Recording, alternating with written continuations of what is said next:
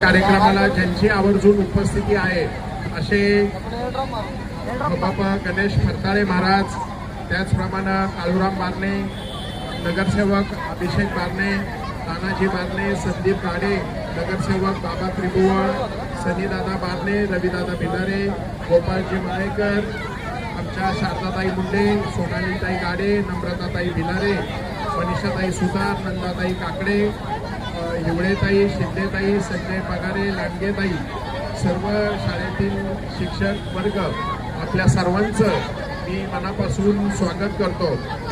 आज आपण संविधान दिन, या संविधान दिनाच्या निमित्तानं आज आपण एकत्र येऊन संविधान हे सर्वांसाठी आहे आणि रन फॉर संविधान ही जी संकल्पना नरेंद्र माने आणि यांच्या टीमनं केली, त्यांचं मी मनापासून कौतुक करतो, अभिनंदन करतो.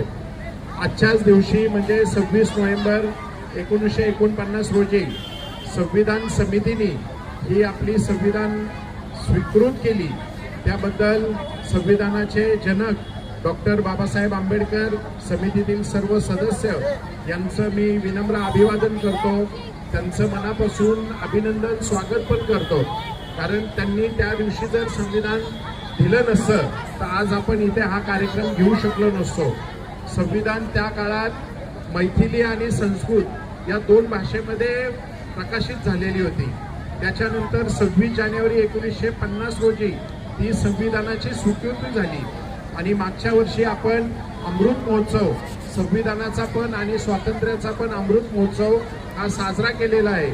आणि अशा या अमृत महोत्सवाच्या दिनी संविधानाने जे काही मूलभूत तत्व आपल्याला दिलेली आहेत ती आपण सगळ्यांनी अंगीकार केलीच पाहिजे.